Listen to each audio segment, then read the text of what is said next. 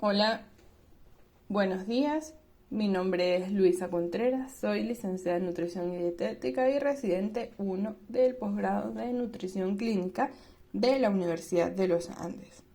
El día de hoy vamos a hacer una revisión del tema 9 de la unidad 3 de fisiología titulado Mecanismos de regulación cardiovascular. Primero que nada debemos recordar que el sistema cardiovascular transporta y distribuye sustancias esenciales a los tejidos y elimina los productos metabólicos intermediarios y de desecho. También cumple un rol importante en el mantenimiento de los mecanismos homeostáticos como regulación de la temperatura corporal, el mantenimiento del equilibrio de los líquidos, el aporte de oxígeno y nutrientes, eliminación de dióxido de carbono de los tejidos e iones hidrógeno, transporte de varias hormonas y otras sustancias de los distintos tejidos. Por supuesto, todo esto ocurre en situaciones fisiológicas y en todos los tejidos del cuerpo. Para cumplir con todo esto, por supuesto que el sistema cardiovascular debe estar regulado por mecanismos homeostáticos, que son mecanismos homeostáticos retroactivos, que miden una serie de variables como lo son el flujo sanguíneo, el gas cardíaco, los cuales generan respuestas que tienen la tendencia a mantener constantes dichas variables. Dentro de este sistema existen varios niveles de control agrupados en tres grandes categorías, que son los mecanismos de regulación locales, los mecanismos de regulación humoral y la acción por el sistema nervioso. Vamos a comenzar entonces por estudiar a fondo los mecanismos reguladores locales. Y es que dentro de los mecanismos reguladores locales es importante revisar algunos principios básicos de la fisiología circulatoria, como son el flujo sanguíneo, el gasto cardíaco y la regulación de la presión arterial. Primero que nada, tenemos que saber que el flujo sanguíneo de cada tejido va a depender fundamentalmente de las necesidades metabólicas de ese tejido del que estemos hablando. El gasto cardíaco, por otro lado, es el resultado de la sumatoria de todos los flujos sanguíneos tisulares locales, y la regulación de la presión arterial es casi siempre independiente de los dos factores anteriores. Dicho de otra manera, cuanto mayor sea la tasa metabólica de un tejido, mayores serán sus requerimientos de flujo sanguíneo. Sin embargo, existen algunos órganos como por ejemplo el riñón y el cerebro que necesitan flujos elevados y constantes para realizar sus funciones. De ahí que en ellos se observen cambios relativamente pequeños de flujo. El flujo sanguíneo a su vez está regulado localmente y de manera muy estricta, impidiendo en cada momento que haya excesos o disminución de la irrigación y a la vez manteniendo un gasto energético mínimo para todos los sistemas. Tenemos que tener en cuenta que la regulación local del sistema vascular se realiza básicamente sobre el músculo liso vascular, es decir, el músculo liso de las arteriolas, ya que como hemos visto antes, sabemos que estas arteriolas constituyen el punto máximo de resistencia dentro del sistema vascular. Sabemos que cuando existe relajación del músculo liso, aumenta el radio arteriolar, ocasionando vasodilatación. Y si por el contrario hay contracción, pues el radio de la arteriola disminuye, provocando vasoconstricción. Este músculo está bajo el control del sistema nervioso autónomo y está determinado por acción hormonal. La regulación local puede ser a corto plazo, desencadenado por cambios rápidos que se instauran en segundos o minutos, o a largo plazo, evidenciado por cambios más lentos que van apareciendo a lo largo de días, semanas o meses. En cuanto a lo que tiene que ver con la regulación local a corto plazo, el aumento del metabolismo en un tejido incrementa el flujo sanguíneo. La variable principal que se mide localmente es la disponibilidad de oxígeno. Entonces, cuando estamos frente a la disminución de esta disponibilidad de oxígeno hasta un 25%, el riego sanguíneo aumenta hasta 3 veces, es decir, se triplica. El incremento del metabolismo o la caída del oxígeno hace que las células secreten sustancias vasodilatadoras, dentro de las cuales podemos encontrar el CO2, la adenosina, compuestos de adenosina, iones potasio, ácido láctico, iones hidrógeno, histamina, entre otros. Es importante saber que la sustancia vasodilatadora más potente es la adenosina. Se ha comprobado que un aumento de la actividad cardíaca, una mayor degradación de ATP y por supuesto una mayor formación de adenosina. Parte de esta adenosina entonces sale de las células y ejerce su acción sobre los vasos sanguíneos. Para ponerles un ejemplo, hay distintas circunstancias en las que el organismo puede cursar o puede activar los mecanismos de regulación local del flujo sanguíneo a corto plazo, como puede ser la hiperemia activa, la hiperemia reactiva o la regulación local ante cambios de tensión arterial. Ahora bien, por otra parte, en cuanto a mecanismos de regulación a largo plazo, estos consisten en cambios en el número y el calibre de los vasos sanguíneos en un territorio concreto. Si las necesidades del tejido desde el punto de vista metabólico se elevan durante largo tiempo, entonces se produce un aumento de la vascularización, y si disminuyen las necesidades metabólicas del tejido, entonces la vascularización pues se reduce. Igualmente, si existe un incremento de la presión arterial, la vascularización va a disminuir, y si la presión arterial se incrementa, la vascularización. Entonces estamos ante una situación en la que hay una remodelación continua del sistema vascular. Otro de los mecanismos de regulación del sistema cardiovascular son los mecanismos de regulación humoral, el cual es básicamente el control del sistema cardiovascular por sustancias segregadas o absorbidas en los líquidos corporales, como hormonas y factores producidos localmente. Algunas de estas sustancias se forman en glándulas especializadas y se transportan a la sangre por todo el organismo, mientras que otras se forman en algunas zonas del mismo tejido y provocan solo efectos circulatorios locales. Algunos de los factores o sustancias humorales más importantes que afectan la función circulatoria son las sustancias vasoconstrictoras, sustancias vasodilatadoras y el control vascular por iones y otros factores químicos, dentro de los cuales podemos mencionar, dentro de lo que son las sustancias vasoconstrictoras, la adrenalina y la noradrenalina, la angiotensina 2, la vasopresina, las endotelinas. Hay que recordar que la noradrenalina y la adrenalina son producidas por el organismo y más específicamente por la médula suprarrenal cuando hay un estímulo excitador del sistema simpático. Por ejemplo, durante momentos de estrés o ejercicio físico, lo que puede aumentar la frecuencia cardíaca, ocasionando contracción además de la musculatura lisa de los vasos sanguíneos y muy específicamente de las arteriolas. Estas hormonas entonces, como ya hemos dicho anteriormente, estimulan el sistema nervioso simpático y esto hace que entonces el sistema de control sea un sistema de control doble, con una estimulación nerviosa directa y con efectos indirectos por parte de la noradrenalina y la adrenalina, sangre circulante. Con respecto a lo que tiene que ver con la angiotensina 2, sabemos que es un potente vasoconstrictor que ejerce su efecto principalmente en las pequeñas arteriolas. Cuando esto sucede, el flujo sanguíneo de la zona afectada o controlada por la angiotensina 2 disminuirá significativamente. Aunque la importancia real de esta sustancia es que normalmente actúa sobre muchas de las arteriolas del organismo al mismo tiempo.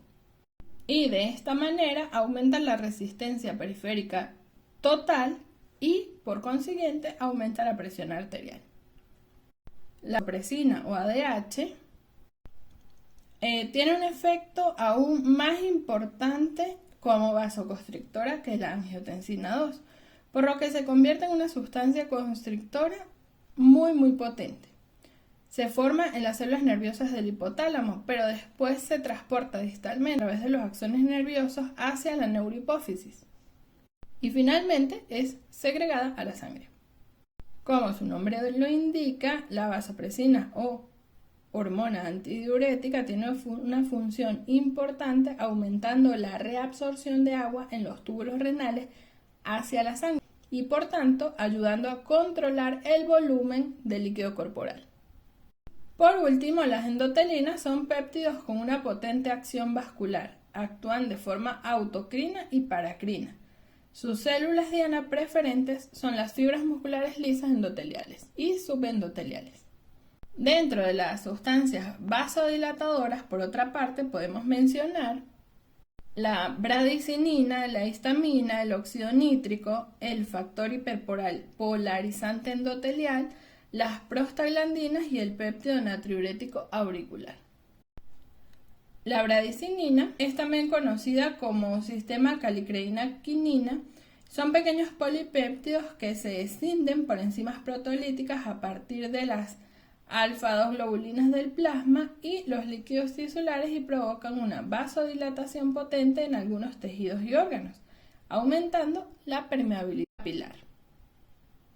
Según la literatura, al parecer, el sistema calicreína-quinina participa en la regulación del flujo sanguíneo de la piel y también en el flujo sanguíneo de las glándulas salivales y gastrointestinales. La histamina se libera esencialmente en todos los tejidos del organismo cuando sufren daños o se inflaman, o cuando ocurre una reacción alérgica. La mayoría de la histamina deriva de los mastocitos de los tejidos dañados y de los basófilos de la sangre. Es bien conocido que la histamina tiene efecto vasodilatador sobre las arteriolas y, como la bradicinina, puede aumentar en gran medida la porosidad capilar, permitiendo la pérdida tanto de líquidos como de proteínas plasmáticas hacia los tejidos. En ciertas patologías, la dilatación arteriolar intensa aumenta porosidad capilar y esto provoca la pérdida de cantidades enormes de líquido dentro de la circulación de los tejidos, induciendo así al edema. Por otra parte, el efecto vasodilatador del óxido nítrico se evidencia al inducir la relajación del músculo liso arteriolar. Con lo que tiene que ver con el factor hiperpolarizante endotelial, las prostaglandinas y el péptido natriurético auricular, estas tienen un efecto vasodilatador más localizado.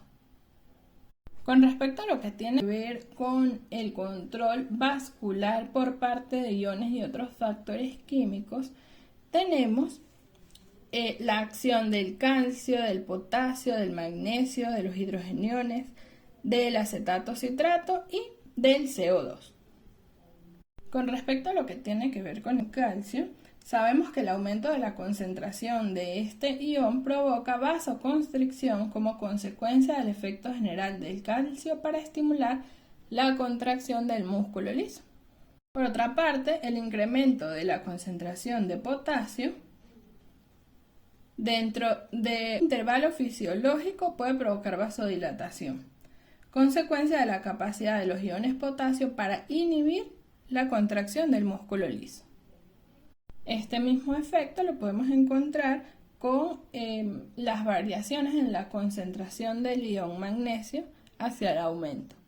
Asimismo, las variaciones en la concentración de iones hidrógeno o hidrogeniones y los cambios respectivos de pH provocan dilatación o constricción de las arteriolas según sea el caso.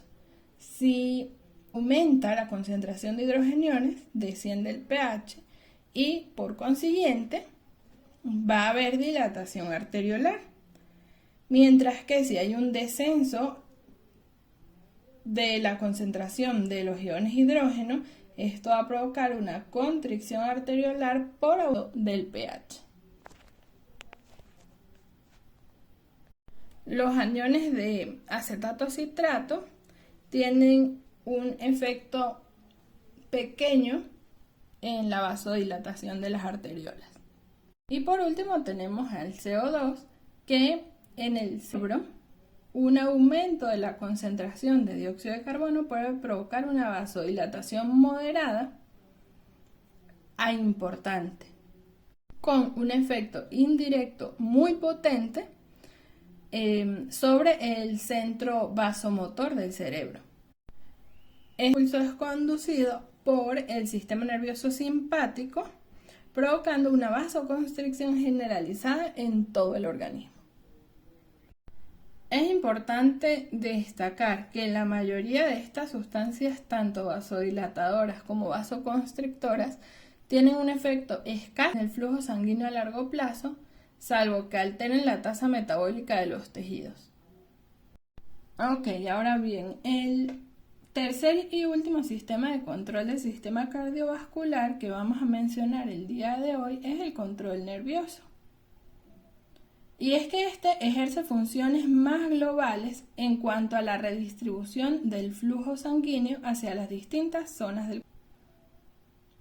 El aumento o descenso de la actividad de la bomba cardíaca y el control rápido de la presión arterial, así como otros mecanismos de regulación que son ejercidos principalmente por el sistema nervioso autónomo. Más específicamente, ejercidos a través de la subdivisión del sistema nervioso autónomo conocido como sistema nervioso simpático, pues la inervación de pequeñas arterias y arteriolas permite incrementar su resistencia y modificar el flujo sanguíneo, pues el sistema nervioso simpático tiene una gran cantidad de fibras vasoconstrictoras y pocas vasodilatadoras. Por ejemplo, en los grandes vasos permite modificar su capacidad alterando el volumen del sistema cerebroperiférico y proyectando más sangre hacia el corazón. Por otra parte, y no menos importante, el sistema nervioso parasimpático contribuye de manera importante en la regulación de la función cardíaca como tal. Es importante mencionar que las fibras simpáticas que inervan las fibras musculares vasculares mantienen un ritmo de descarga continua o tónica de 1 a 3 impulsos por segundo. Estos impulsos mantienen un estado de contracción parcial de los vasos sanguíneos que se conocen como tono vasomotor, miogénico o basal. Este mecanismo de descarga puede modificar el nivel de contracción mediante un aumento o disminución de la frecuencia de descarga con respecto al estado basal. Ahora bien, en cuanto a lo que tiene que ver con la regulación central de la tensión arterial, tenemos que saber que la tensión arterial es la principal fuerza responsable de que el flujo sanguíneo llegue a todos los órganos del cuerpo. Sabemos que existen mecanismos de regulación de la tensión arterial a corto plazo y a largo plazo. Los mecanismos de regulación central de la tensión arterial a corto plazo consisten básicamente en mecanismos nerviosos de retroalimentación negativa caracterizados por actuar de forma muy rápida, comenzando su acción en unos pocos segundos, por lo que la intensidad de las respuestas es fuerte, pero se debilita en pocos segundos, y la inhibición de la estimulación simpática puede disminuirla hasta la mitad en 40 segundos. Los centros nerviosos del sistema nervioso central que participan en el sistema de regulación de la tensión arterial son los centros vasomotores bulbares y los centros superiores nerviosos controladores del sistema o del centro vasomotor. Los centros vasomotores bulbares están situados en el tronco encefálico, en la formación reticular del tercio inferior de la protuberancia y los 2/3 superiores del bulbo. Las fibras procedentes de este centro proyectan a la médula y los vasos sanguíneos. Está formada por 3 zonas diferenciadas. Una es vasoconstrictora o presora, una zona vasodilatadora o depresora y una zona sensorial. Con respecto a lo que tiene que ver con los centros superiores nerviosos controladores del sistema vasomotor, sabemos que forman parte del ocio de la formación reticular de la protuberancia mesencéfalo y diencéfalo, los cuales controlan la actividad del centro vasomotor, ya sean estimulándolo o inhibiéndolo según sean las necesidades. Por otra parte, de acuerdo con la literatura, el hipotálamo ejerce una acción muy potente sobre el sistema vasomotor, tanto en condiciones basales como en momentos de estimulación intensa. Por lo que la estimulación de la corteza motora excita el centro vasomotor en una vía mediada a través del hipotálamo. Los que forman parte del control del sistema cardiovascular y más específicamente la tensión arterial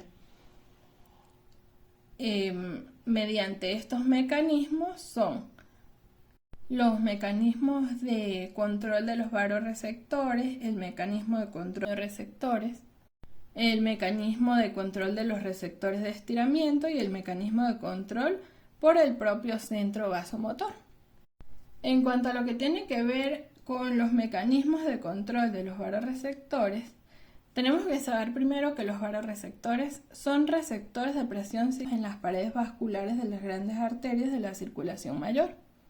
El aumento de la presión sanguínea dentro de estos vasos estira la pared y estimula a los vasoreceptores, que envían a su vez señales nerviosas hacia el sistema nervioso central para que se desarrollen las correspondientes impulsos a través del sistema nervioso autónomo y se restaure el valor normal de la presión arterial. Por lo que entonces ante un incremento de la presión se produce un incremento a su vez de la descarga nerviosa, provocando vasodilatación del sistema periférico y disminuyendo la frecuencia cardíaca y la contractilidad del músculo cardíaco. Se dice que el sistema vasoreceptor es un sistema amortiguador de la tensión arterial, ya que sin su presencia las modificaciones de la presión durante las actividades normales diarias serían muy.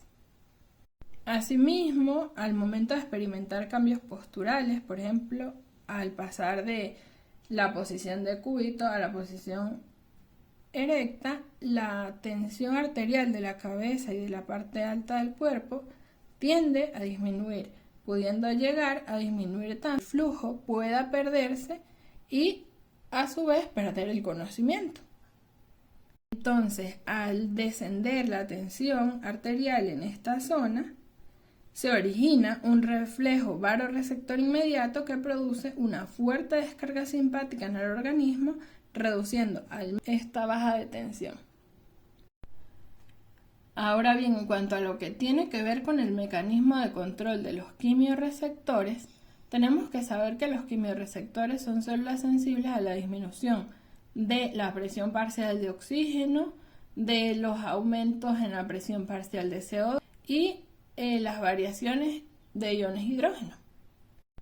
Estos quimiorreceptores se encuentran situados en los cuerpos carotídeos y aórticos y sus señales son transmitidas a través de las mismas vías que se utilizan para transmitir las señales de los receptores. Los quimiorreceptores estimulan el centro vasomotor provocando de forma refleja un incremento de la tensión arterial. Seguidamente, con respecto a lo que tiene que ver con los mecanismos de control de los receptores de estiramiento, que están ubicados en las aurículas, las arterias pulmonares, en las venas cavas y también los ventrículos, existen unos receptores que se llaman receptores de baja presión que intervienen en la amortiguación de la tensión arterial como respuesta a los cambios de volumen.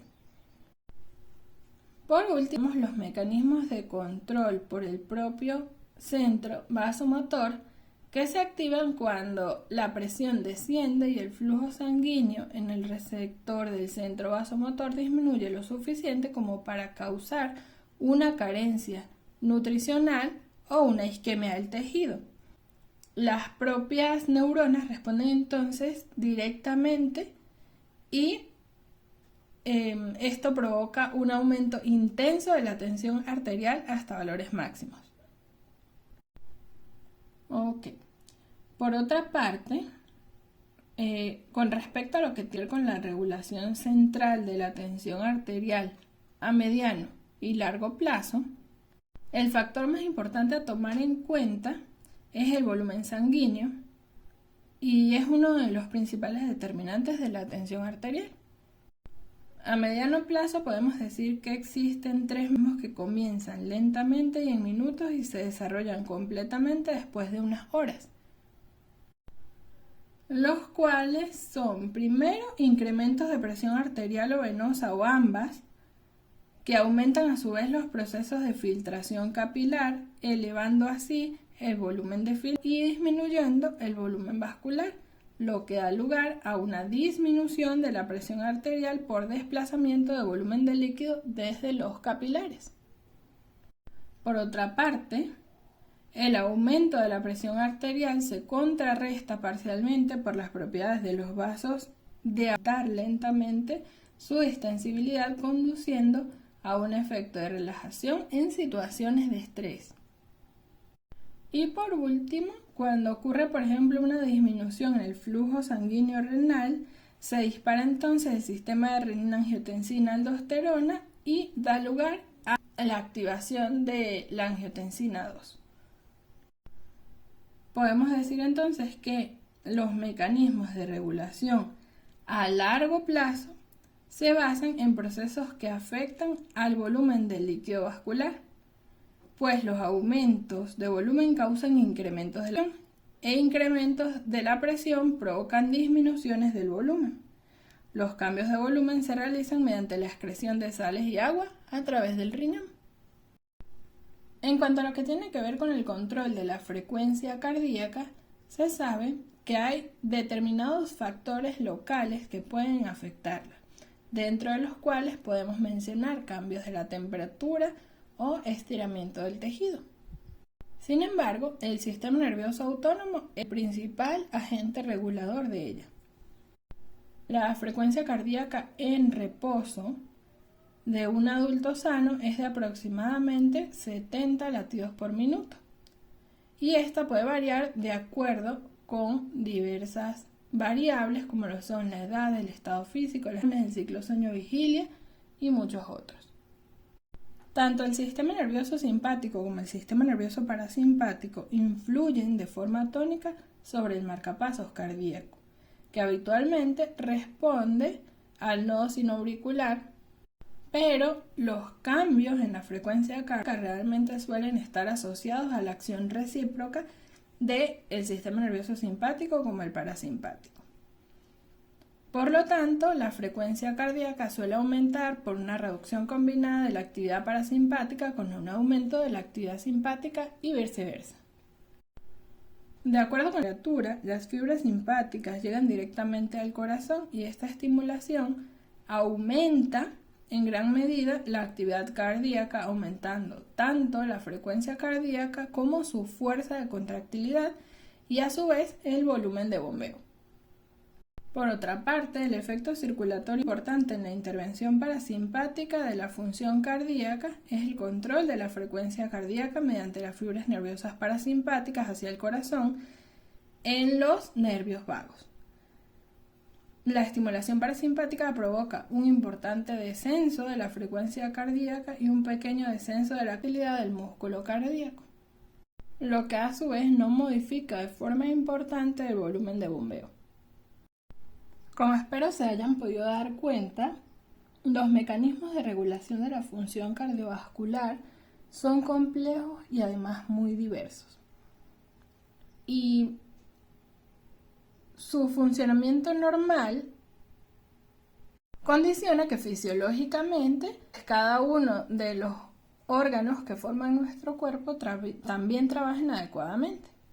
Las modificaciones fisiológicas más importantes que podemos evidenciar en el sistema cardiovascular está cuando nos adecuamos al ejercicio físico. Los efectos a largo plazo se observan principalmente después de los 65 años. Pues de acuerdo con el artículo publicado de López y Parra en la revista de Psicología de la Salud en 2020, los problemas cardiovasculares son una de las primeras causas en personas mayores en España, y sabemos que esto no se circunscribe solo a España, sino al mundo entero. En este artículo resaltan la importancia de la práctica del ejercicio físico como una de las medidas no farmacológicas recomendadas para las personas que padecen de patologías cardiovasculares. Pues fíjense ustedes que hay evidencia científica que nos indica la eficacia de la hipotensión post-ejercicio con respecto a lo que tiene que ver con la mejoría o extinción de las patologías cardiovasculares. Y en este artículo pues nos expone el mecanismo mediante el cual el ejercicio, tanto de resistencia como aeróbico, contribuye a la prevención de enfermedades cardiovasculares y el control de la tensión arterial, demostrando así ser eficaz la prevención de eventos cardiovasculares en pacientes mayores. Los invito a que lo lean para poder enriquecer la discusión. Muchas gracias.